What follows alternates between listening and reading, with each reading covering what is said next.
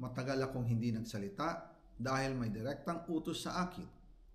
Huwag nang bumalik ng Pilipinas at manahimik na lamang.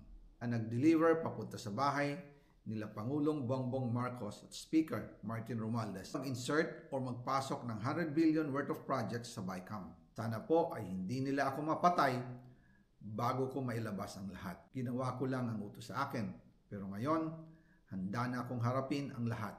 Ginagamit ng administrasyon ang buong resources ng bansa para tumahimik ako. That he will shoot me if I will talk. Gagamitin ako bilang panakipbutas sa kanilang kampanya laban sa korupsyon. Di na ako mananahimik, ilalabas ko ang lahat ng katotohanan. May resibo, may ebidensya at may pangalan. Para sa bawat Pilipino. Alam ko na buo ang galit ninyo sa akin ngayon. Nauunawaan ko rin kung bakit. Lalo na at malaki ang halagang nakataya. Umalis ako noong July 19, 2025 para sa aking medical check-up. Nakaplanong bumalik pagkatapos ng SONA ni Pangulo. Pero habang papauwi na ako, tinawagan ako ni dating Speaker Martin Romualdez at sinabihan, "Stay out of the country. You will be well taken care of as instructed by the President." Noon naniniwala pa ako sa kanila, kaya't hindi ako bumalik. Tumikom ang aking bibig, sumunod ako, pero ang hindi ko alam, ang ibig pala nilang sabihin sa aalagaan ka namin ay gagamitin ako bilang panakipbutas sa kanilang kampanya laban sa korupsyon. Ginawa nila akong poster boy ng kanilang sariling kasinungalingan. Ngayon, hindi na ako mananahimik, ilalabas ko ang lahat ng katotohanan. May resibo, may ebidensya at may pangalan. Nagsimula ito nung tumawag si Sekmina Pangandaman sa akin nung nag-umpisa ang BICAM process last year, 2024.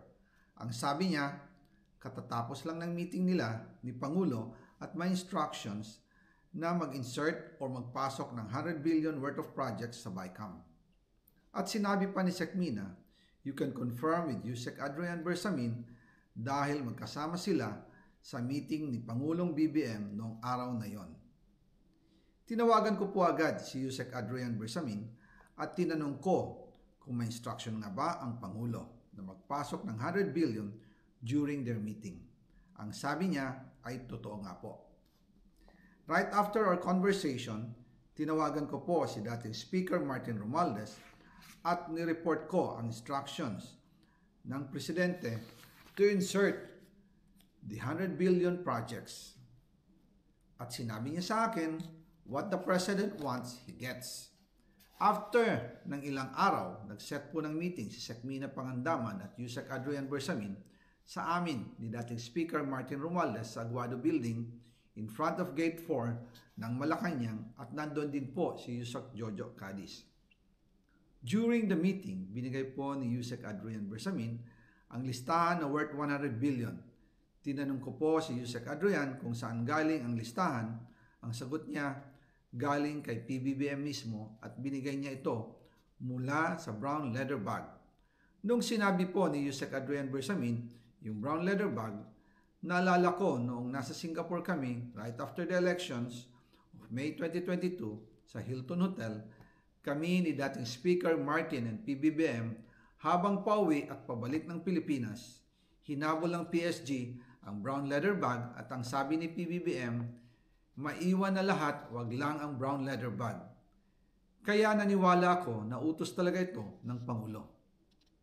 Pagkatapos ng ilang araw, I informed sina dating Speaker Martin Romualdez, Sekmina Pangandaman, Yusek Adrian Bersamin, and Yusek Jojo Cadiz na kung pwede 50 billion lang ang ipasok sa program funds dahil so sobra ang DPWH funds versus sa DepEd. In practice, hindi pwede na mas malaki ang budget ng DPWH kaysa edukasyon.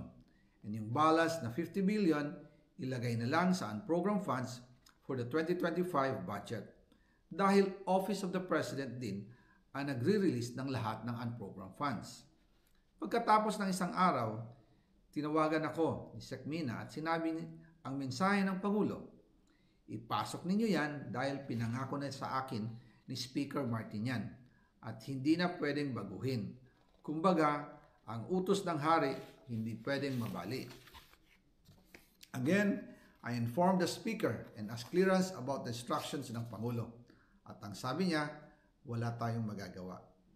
Kaya po nagtataka ako kung bakit sinasabi ni Pangulo na hindi niya makilala ang budget, samantalang lahat na binawas at dinagdag sa mga ahensya ng gobyerno ay humihingi ng approval sa kanya si Sec. Mina Pangandaman.